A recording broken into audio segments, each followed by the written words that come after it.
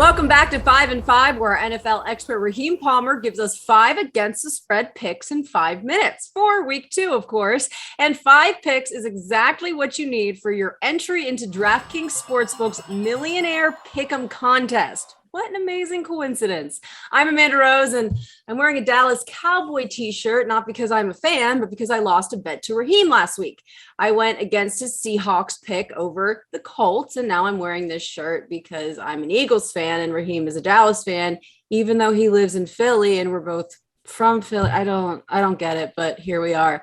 How did you become a Cowboys fan, Raheem?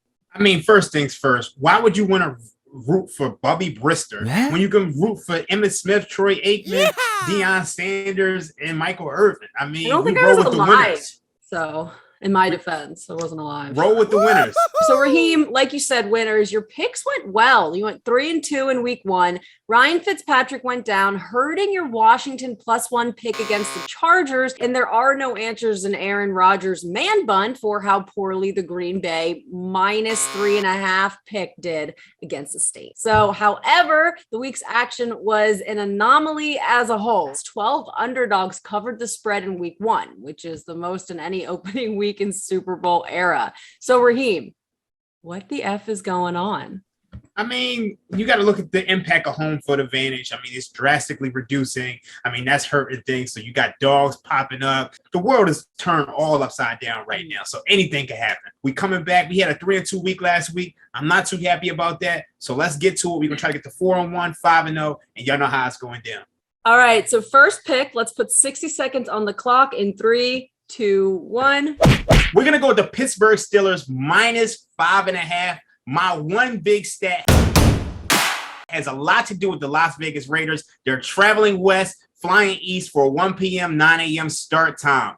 The rest of the league has really caught up to this trend of these West Coast teams flying east. They're 23-5, but John Gruden's Raiders, they're just 3-8 against the spread, flying east to west for a 1 p.m. start time over the last 3 years. It really hasn't boded well for them. And when you look at this Raiders team, I mean, they had this big emotional win against the Baltimore Ravens, and they got to fly back and face this vaunted Steelers defense. I mean, they're struggling right now. They're a little banged up. Richie Incognito was still out. Denzel Good tore his ACL, and you're going to have to deal with this Steelers pass rush. It has a pressure rate of 32.7%. They got TJ Watt. He's not going to be a nice guy this week. And then Derek Carr, he just has a 31.8% passer rating under pressure. So the Steelers defense should dominate, take the Steelers -5.5, and then the offense should be a lot better. We're going to go with the Minnesota Vikings. Look, this spread is an over-adjustment and overreaction to what we saw in week 5. They put out these look-ahead lines before the start of week 2, and the look-ahead line was Arizona -1.5. And I think their 38-13 win over the Tennessee Titans said more about the Titans than it did the Cardinals. They played a Titans team that really has struggled with COVID losses. They lost their offensive coordinator, Arthur Smith. And they struggled on defense. They were 28th in defensive efficiency last year. A Mike Zimmer defense isn't that bad. And then Mike Zimmer is 17-10 against the spread coming off a loss. Look, teams that lost as the road favorite in week 1 have bounced back with a record of 14-8 straight up and 16-6 against the spread. That's 72.7%. Take the Vikings +4.5. You get some value on that because that's moved down to +3.5. All right. The timer just ended, and I got to play devil's advocate here. Pro Football Focus has the Vikings offensive line ranked 26th this week, okay? This week, after they were responsible for 70 of the team's 116 penalty yards last Sunday and let Kirk Cousins get sacked 3 times. The Cardinals' Chandler Jones had 5 sacks last week on Ryan Tannehill, who was better at evading pressure than Cousins. I mean, explain how Jones and J.J. Watt and the rest of the Cardinals' pass rush won't have a field day. Kirk Cousins got sacked that many times last week, and they still had a chance to win this game. They're not going to perform nearly as bad as they did last week. I think this is a number play more than anything because 4.5 is too many points. Like I said before, we overreacted to week 1. This look-ahead line was -1.5. So why are we moving 3 points?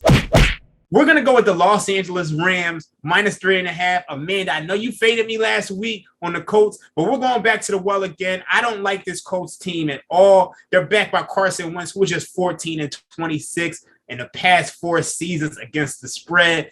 His 2017-2018 campaign, I know you're an Eagles fan, but that was an He aberration. barely had a 2018. He spent most of it in a cast. No, 2017, 2018, when he went 11-2, there was a clear outlier for his career. He hasn't done anything since. Look, this Rams defense, they might have taken a step back this season, but against this Colts team, they're missing the left tackle on Eric Fisher. They're missing Brandon Smith on the offensive line, and Quentin Nelson is hurt. Wentz, I don't trust him at all. He leads the league in fumbles with 58 since 2016, and they're going to have to compete point for point against this explosive Rams offense. They don't have Xavier Rhodes. All right, gonna have to cut you off there.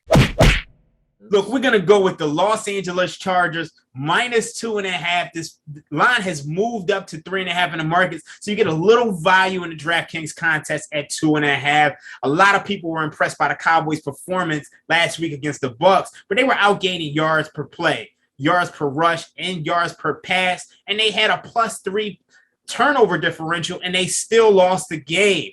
I'm not impressed with this Cowboys team. I'm a Cowboys fan, but I bleed green because it's cash rules everything around me. Look, this Cowboys team, they just lost to Marcus Lawrence, and they're going to have to deal with Justin Herbert, Keenan Allen, Mike Williams. They're not going to get much of a pass rush against this Chargers team that went 63% pass last week.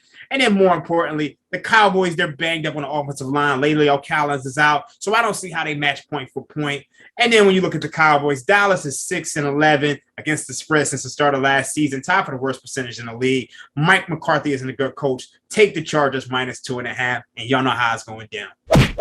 Last pick, Raheem, are you ready? I'm born ready. We're going to go with the Green Bay Packers -11.5. I know you mentioned Aaron Rodgers' haircut. He might need to get some dreads. You can have my swag. He'd be a little bit cooler, but that's neither here nor there. We're going to go with the Packers. They should go out there and dominate this Lions team. I mean, the Lions gave up 41 points last week, 8 yards per play, a whopping 11.5 yards per pass.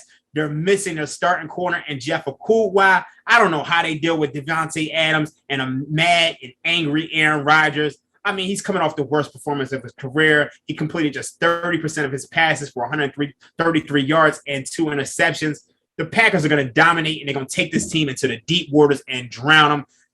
Aaron Rodgers and the Packers are 26-13 ATS following a loss in Aaron Rodgers' career. So later points here, they should dominate this team. And just to recap, Raheem likes the Steelers -5.5 versus the Raiders, the Vikings +4.5 at the Cardinals, the Los Angeles Rams -3.5 at Indianapolis Colts, Los Angeles Chargers -2.5 versus the Cowboys, and Green Bay Packers -11.5 versus Detroit Lions on Monday Night Football. I got to say, I like all of these except that Vikings pick. So for Amanda's bet, I'm taking the other side. I'm going to go with the Cardinals -4.5. So Raheem, if I lose, I will wear a Cowboys hat plus this awful shirt. And if I win, you'll start bundling up with your Eagles gear. How's that sound? You're losing, and I'm going on a run 2 times straight, and y'all know how it's going down. All right. So guys, remember to check out DraftKings Sportsbook's 2021 Championship Series and enter their Pro Football Millionaire Pick'em. That's going to do it for 5 and 5. Please give this video a thumbs up. I'm Amanda Rose. He's Raheem Palmer. We'll be back next Thursday for week 3.